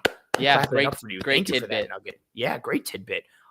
We just noted that his dad was a college coach who was very well respected. Cool. Very interesting. It's funny that he was a defensive coordinator, and now we're going to be talking about a defensive guy, linebacker, Mr. Baylon Spector, who a bit of an opposite here, a really impressive RAS score from Mr. Baylon Spector, but the tape didn't necessarily show that athleticism, but some things to work with, positive, and some areas of opportunity. Let's dive into the positives first as we lead off with the relative athletic score from Mr. Baylon Spector. Kendall, what were your thoughts when you dove into the film and when you, combine that with what we see here in these metrics? I really liked his vision and coverage. I felt like he was very aware of everything going on around him in coverage. I wouldn't say he's good play recognition too. Play recognition is probably the best way to put it in coverage or even run support. I thought he was better in coverage than run support, but I do agree that overall play recognition was good for him. Yeah, this RAS card. I want to address this though. He moves well. He doesn't move. He's a former safety. He doesn't move like all the green suggests. Correct. He moves well. And the poor thing about that is the fact that he's undersized already for a linebacker. You want to see an undersized linebacker move like crazy. You want to see an undersized linebacker move like a borderline safety, and he doesn't do that. But he shows a lot of energy, he shows a lot of motor. Brandon Bean says he's a versatile player that can play inside and out and play special teams well. You see that with his energy on the field. They ran a lot of two linebacker like nickel sets at Clemson, so it makes sense. Yeah, he had to cover a lot of space. He said another big part about Spector is he wasn't on a good team this year for Clemson, but he's part of a good program and he's been around championship level football, which is obviously important, holding yourself up to a high standard in that regard. But I think the between the ears portion is the biggest thing for me with Baylon Spector. I think he has good football intelligence. He knows where to be. He understands his responsibility, and specifically translating that to a portion of his game. I did really like what he did in pass coverage. He's not going to fly around like the way Matt Milano is in pass coverage. He's not going to just pattern match in that way, but I think he's good in zone to the point where he can process routes around him and know which ones he needs to jump, which ones he needs to sit back and understand what's going on behind him and also what's going on in front of him. He was I saw this, and that was part of the reason I DM'd it to you. I saw his relative athletic score and immediately was like, what? Because like I mentioned, like he's a former safety and you can see it in his movement. Like he is comfortable in coverage. Like, and he actually has some carry ability. Like he can carry tight ends and even some slot guys up the field, not to like a Tremaine Edmonds level, but he can carry some guys. You can see that he's very comfortable dropping back, kind of bailing out, dropping with a back pedal, coming forward. Like he's comfortable in space and he moves well. You can see it.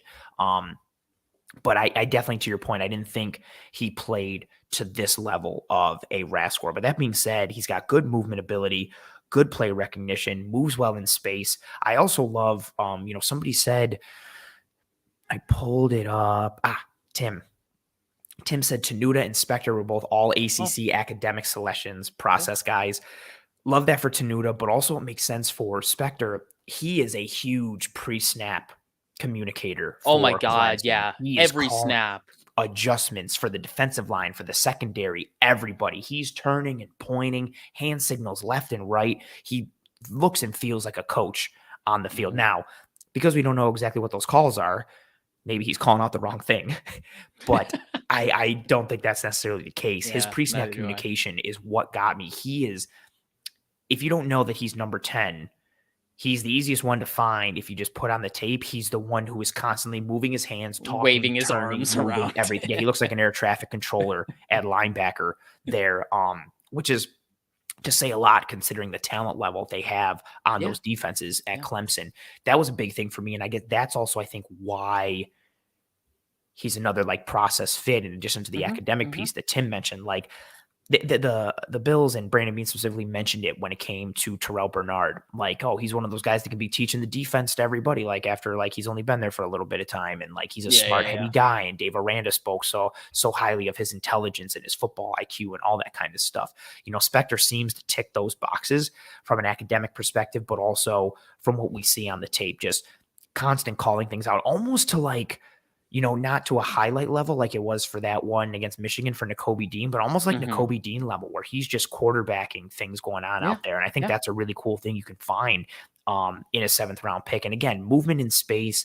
I like that he's got familiarity playing both Mike and Will. Again, Clemson was in nickel a lot. And so having that versatility and being comfortable in that kind of defense, and you can see, okay, like this guy is used to playing in this kind of system, in this kind of structure.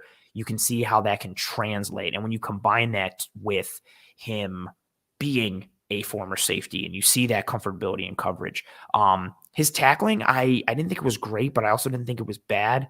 I would have liked to see him be more consistent and drive guys back. He's a bit undersized for a linebacker because he's like this tweener safety linebacker. But again, he played linebacker and he's more linebacker than he is safety. So you're not going to see a lot of pop or drive when he's like laying into dudes. It's more like a nice thud and then he's wrapping guys up and bringing them down. But there are some things to like with him. Obviously, there are some areas of opportunity as well. And when we dive into that realm for Baylon, Spector, Kendall, what are you looking at when it comes to the areas of opportunity for Mr. Baylon Spector? I mean, honestly, the big one for me is missed tackles. He had a 15.6% missed tackle percentage. That's higher than Terrell Bernard, and we were talking about that as an area of opportunity for him. Yep. And I think really for me, it's everything in the run game. I think like we talked about, he is very good with play recognition, but he does struggle to get off of blocks at times. He struggles to identify the right run gap. But when he does get the job done. I just think sometimes it's a little too few and far between. The missed tackles thing is the thing I keep coming back on. Just what he does in the run game it leaves a little bit too much to be desired, and it does make me fearful of the idea of him being a replacement, not long-term or anything, but like if he makes the final roster and Tremaine Edmonds gets injured, then is he coming in to play Mike kind of thing? Because he's technically bigger than Terrell Bernard kind of thing. So that in that regard, I do have some concerns really just in the run game in general. That's really where the root of my concerns with him manifest. But I think holistically, he is a solid player. I just think he has some work to do in the run game. I think that's fair. My biggest area of opportunity for him is staying on blocks too long, which is a real shame because you see him diagnose and process what's going on in front of him. And then he engages with the offensive lineman or even tight end and like screens and things. And then it just seems like he spends too much time on that block. Like I'd love to see like a quick pop and engage and then shed, or because he's good in space, I would like to see him use that agility when coming up to play the run, like step aside from some of these linemen and use your agility to your advantage. Like Bernard does. Yes, exactly. Bernard's agility in the hole and taking like Bernard is not a stack and shed guy especially because he's undersized, but he uses his size and his athleticism to his advantage. And that's how he literally like jukes out or goes around guys in the hole. And that's what Spector could do, but he's electing not to. He's electing to play to his weakness instead of playing to his strength. Very good point. Like it's almost like he wants to be a stack and shed linebacker, but he's not built for that. And that's not what he is. And there's times you see like he gets to the play, and when he is, there was a real nice against NC State. They have a nice zone run he's lined up as the will, and they run zone to his side. And he's able to just get across and he beats the block, and then he sees the tackle on the outside and he engages and sheds and makes the play by the sideline. And I was like, oh, like, look at you, like athleticism and technique, all of it to go along.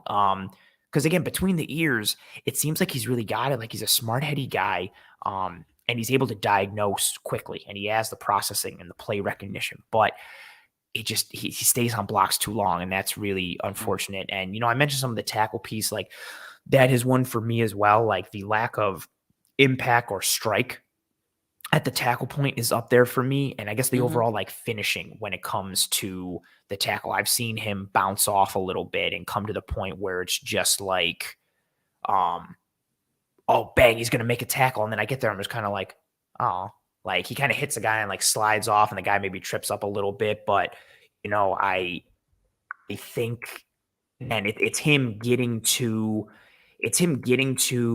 the play, but not finishing and not putting it all together. And I think that's part of the reason why he fell a little bit, because he's got some skill sets and traits, but then you put it all together and there's just little bits and pieces that are missing here. But again, as a 7th round pick, somebody who's going to be a depth guy, I think he has a chance to be a real quality special teamer. Because of his athleticism, because of how smart he is. I think this is somebody could be like the future Tyler Matakevich. I think that's a potential opportunity for him. I think there is a path to the roster for him in just being, again, you could do a lot worse than having a smart, athletic, heady player on your team. Right. That's always good for depth. It's good for special teams.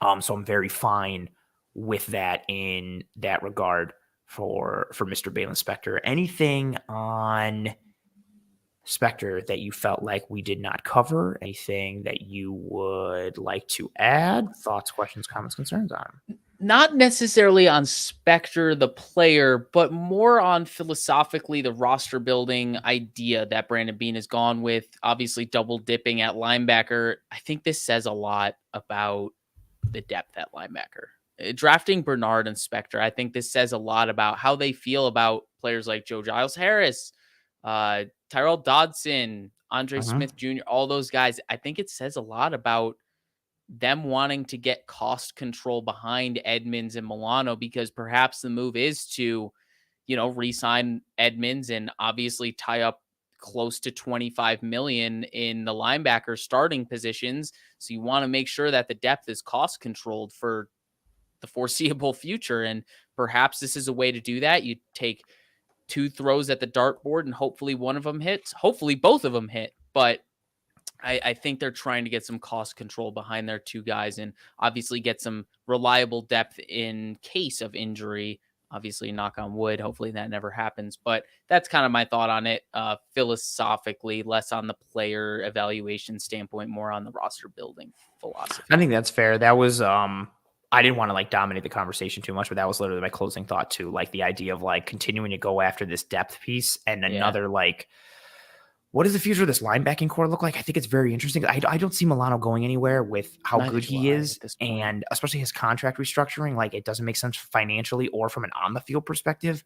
But then Edmonds' contract is up, and there's so many interesting things with this linebacker grouping. So I think it's not odd, but I do think it's very interesting that they took 2 linebackers in this draft. But I see it more as, I think Bernard, like they said, is that depth guy, that versatile piece, and maybe he sees the field in some 4-3 sets and has somewhat of a path to the field in that regard. But we broke him down in full in his path to the field in yesterday's episode. But I think Spector is more, again, like special teams, overall depth. If he makes the team, cool, good for him. If not, the 7th round pick, he took a shot. There's really no risk, but potential like high reward given the program he comes from and what he's got going on between the years. But yeah, I am interested to continue to see like what the future of that linebacker grouping looks. And kind of wrap this episode up.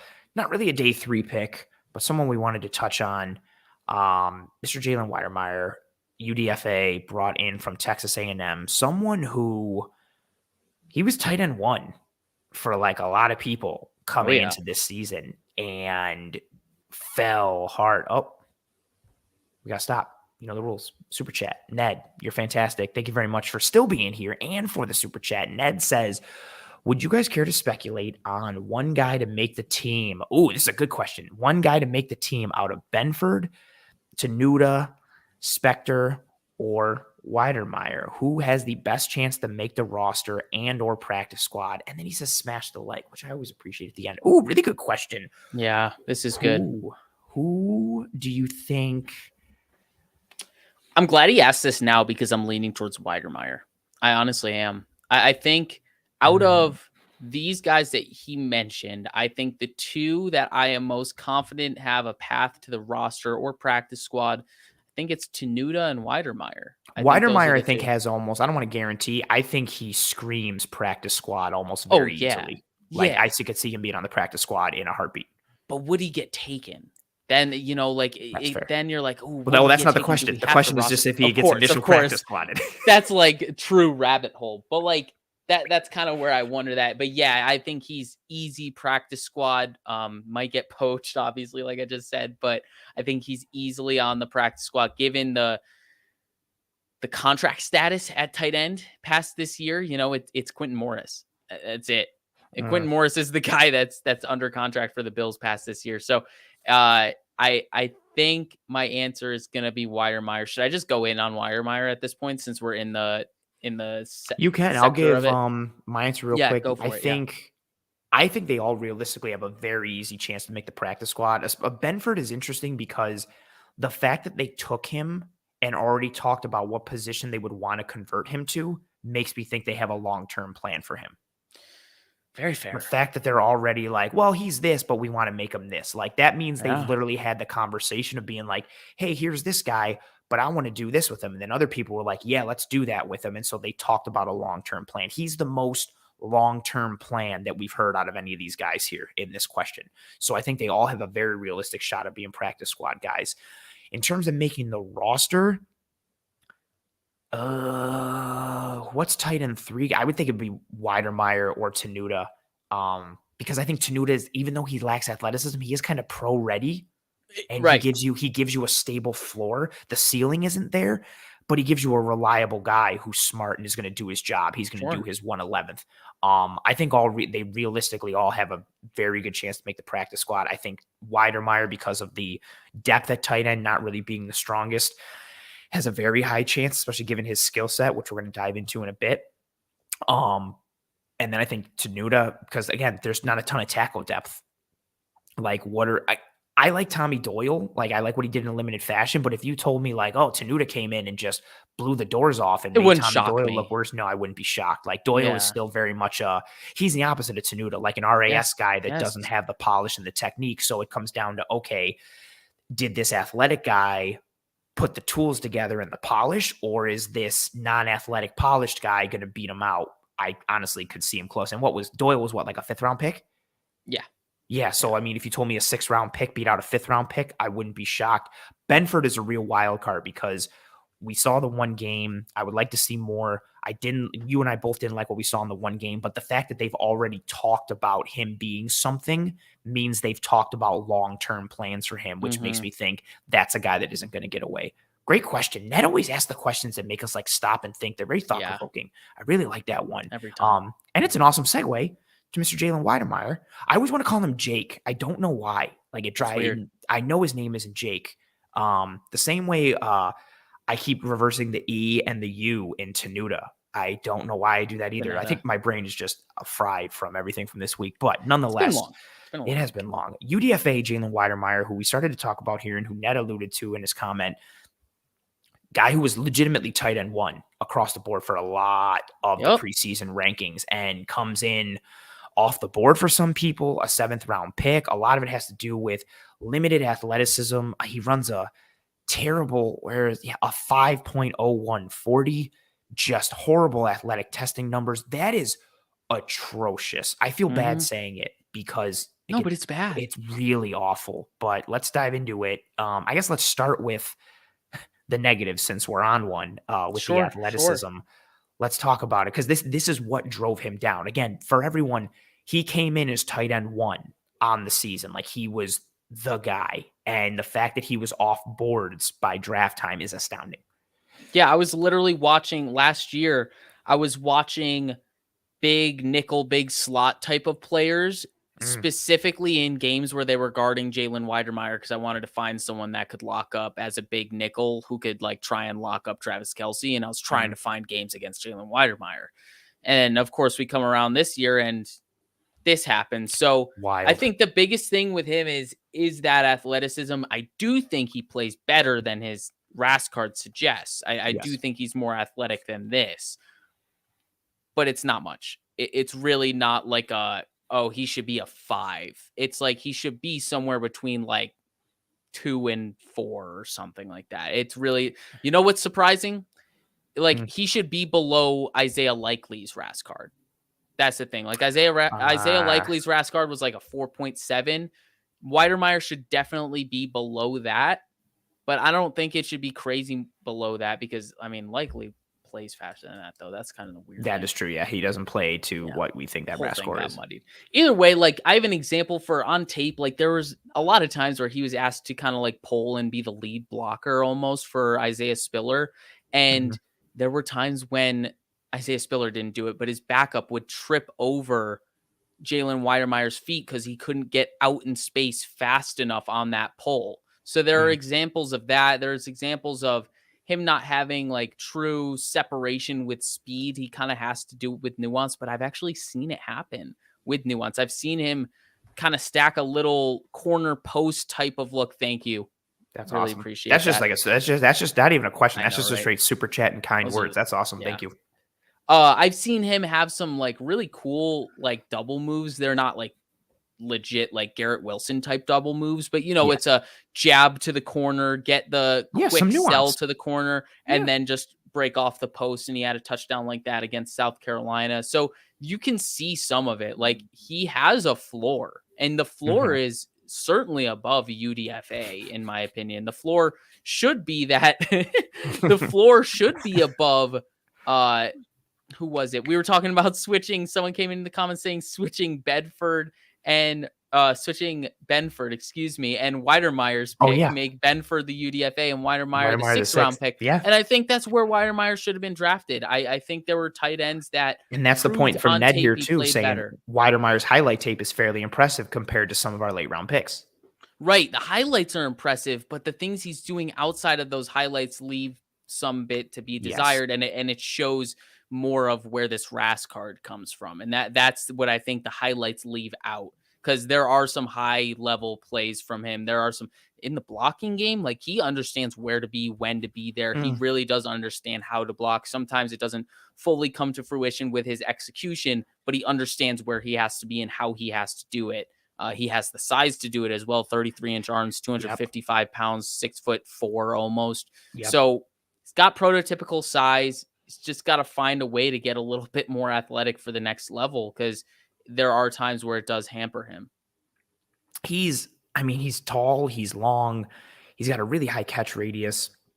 In talking about the negatives, it is that athletic, that lack of athleticism that just, you can see like he, even in his routes, like the further his routes go along, you see it start to like hinder him like a little bit. Like he just doesn't have the long speed or like that burst or that suddenness, but he does have some nuance, which is weird. Like, and if he gets the ball in his hands, he's not that guy who is going to shake people. He's not like trucking guys or elusive. Like you see that athleticism really start to hinder him. Like that's really like the biggest area of opportunity. Like he's just not someone who's ever going to flourish in that regard. And it's so weird because when you look at his strengths, like his catch radius, his hands, his production, where is it?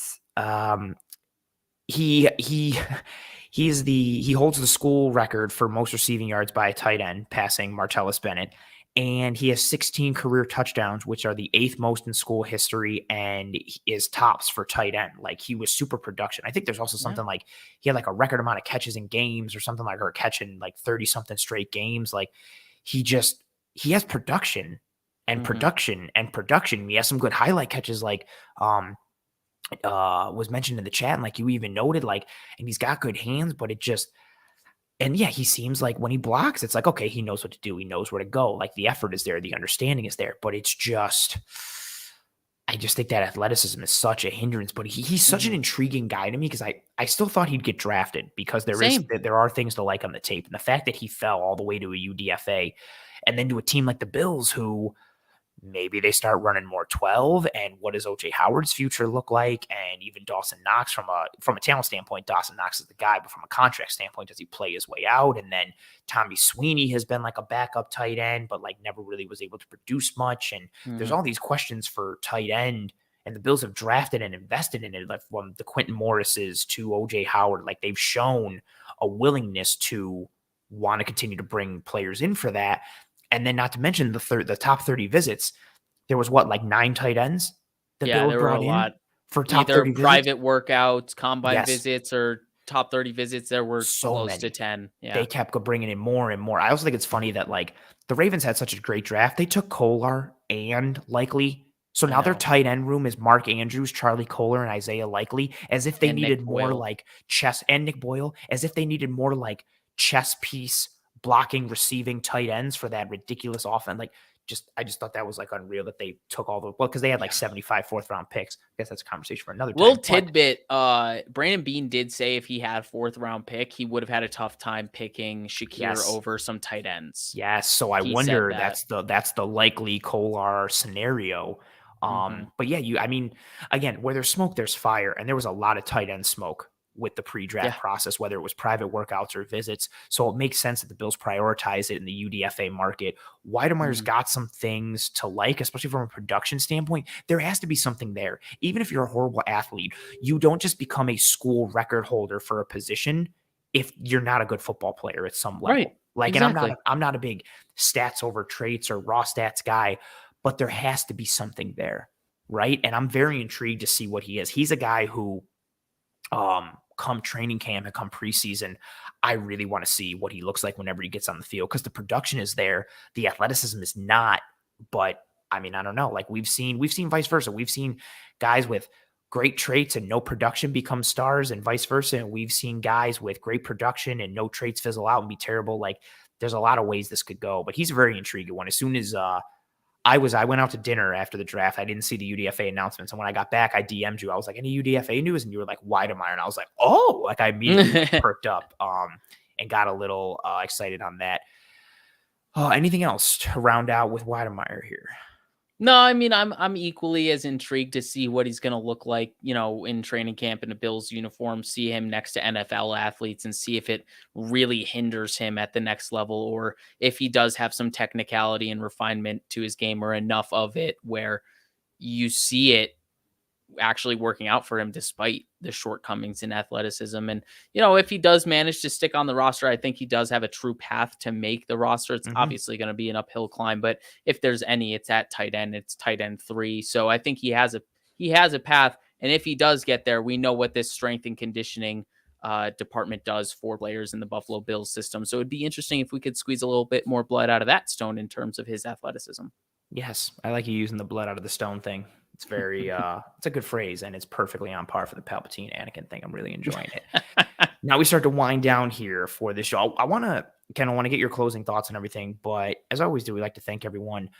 We just announced this episode like 3 hours ago, 5 hours ago now. I didn't know what the live viewership would look like, the engagement. Plus, it's a Sunday. Like people do things on Sundays. Maybe they're not all out with, or into sports stuff, or they're thinking the draft is over. The engagement has been great. The live viewers have been here. Like the numbers have been solid. I want to thank everybody riding with us here live on this episode. Like it was, again, we had no idea. I was like, well, I literally told Kendall, I was like, well, we'll see how it goes. I don't really know what's going to happen, but this has been better than we expected. So thank you guys so much for being here. Kendall, your closing thoughts on anything, day 3 guys, day 2 guys, the draft as a whole, anything and everything. What are your closing thoughts as we sit here? Granted, this upcoming, today's the start of the new week. We're going to have the film room breakdown on these guys this weekend, next week. There's going to be episodes on the channel, tweets, all that kind of stuff. But now that the draft is officially wrapped and ended, as we sit here, what do you got? Closing thoughts on any individual player, the draft as a whole, other teams,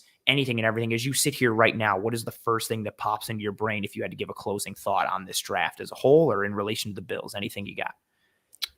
I want to give my draft grade. I want to give my draft grade, and I know draft grades are like kind of stupid because you don't know what anyone's going to turn into, and they're probably best to do like 3-ish years beyond when they're actually drafted. But right off the bat, my initial reaction, and I told you this, Ant, I'm at a flat B. I love some picks, and I'm underwhelmed by some picks, and I think the value of some picks don't make sense. Yes. Getting a corner in round 1, freaking awesome, man. Like getting an athletic corner that allows you to do things that we haven't been able to do in the past. Just awesome. Seems like an awesome person, smart as hell. Right. Awesome. Everything that's been put out on the Buffalo Bills social media and YouTube and all that shows just the kind of human he is. Yeah. Real quick, you saw the I know what thing, you're gonna say. Yep. him pulling the notebook out at the combine? Dude. Mm-hmm. Yeah. Dude. Yeah, exactly. That's the kind of stuff where it's like, I know that's what I was going to get to. I know through this pre-draft process, Ant and I we've been, I guess, Kyer Elam haters relative to those amongst. Yeah, to others. I mean, he was both corner 7. Like, we liked him. We thought he was good, like better than a lot of corners in this class, but he wasn't our preferred pick at 23.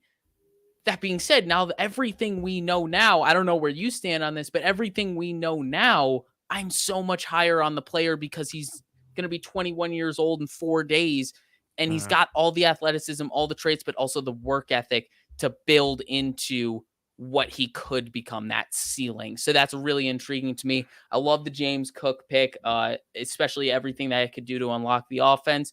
Terrell Bernard pick underwhelmed me in terms of his path to playing time. I see the opportunity he has for depth on this roster, potentially being that third linebacker, being a special team stud, all that stuff. I just didn't love it in the third round with players like, Calvin Austin, Khalil Shakir being on the board, Dylan Parham being on the board. But then you wait, you get Khalil Shakir, and I love that. Of course, Matt Araiza, love that. And then those last 3 picks, those are all throws at a dartboard. I'm not going to overanalyze those and be like, oh man, that guy's going to suck. No, they all need to develop. They all need to develop. They're late round picks, they're flyers, they're throws at a dartboard. So I'm not going to overanalyze those, but those first 5 selections, I'm at a solid B, where I think it could have been better. I think there's room to grow, but I do really like what happened. I'm in a similar boat. I'm anywhere from a B- to a B. To your point, like we started out with the Elam pick. I'm very happy that they addressed the position of need. He wasn't my preferred choice, but I like the traits. And again, I like where he fits in this team and what he can be turned into with the track record that this Bills coaching staff has. I'm going to say this line that I've said it so much, like they've squeezed blood from a stone from so many late round corners and UDFA corners. And there's a ton of blood in the Kyer Elam stone, and I love that. And yeah, the character stuff, the leadership pieces, I love that video. I love that he was like, oh, I take a lot of notes, like you guys want to see it. And he opens up his backpack and takes out his Florida playbook, and it looks like it's so worn. Like it's curled up at like the bottom. You can tell he's in it and using it all the time, and he just hands it right over. And you see Brandon Beane is like, oh, and follows the notebook as it gets handed over, and then just everything he said and how smart he is. He talks about self-improvement and scouting. And there's interviews where he talks about like, oh, I made this play because I saw it on tape and I knew that, when they get down in the red zone, they like to run this look and do this. Like he just sounded like a professional. And I guess given, the fact that football is in his blood like that, makes sense. And I just like that they addressed the position. It adds something that they didn't potentially have before. And then you add in the process, like how much of a processing culture guy he seems like. He just seems like a guy who could really hit his ceiling, and his ceiling is he could be like the best corner in this draft because of the traits that he possesses. And I got no problem taking a guy like that and with what he adds. And then I like seeing the things.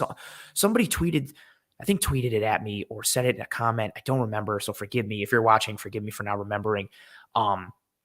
That you and I talked about what Brandon Beane said in the presser about he had some tackling issues, but it was more to do with what he was asked to do at Florida. But that's really all he said. Someone tweeted at me and said that he and the Florida defense are taught to ankle tackle more than anything. And that led to a lot of misses. I think that's wild. I don't know if it's true or not, but considering how many missed tackles he had, I was like, interesting. Like, so maybe it's a change in philosophy. Maybe they can clean some of that up. I know you and I are both very low on his tackling. Like there was a lot of wild stuff, but if they can clean it up and turn him around and get him to be what his potential could be, that's a huge pick. I love the James Cook pick. I love the Shakir pick.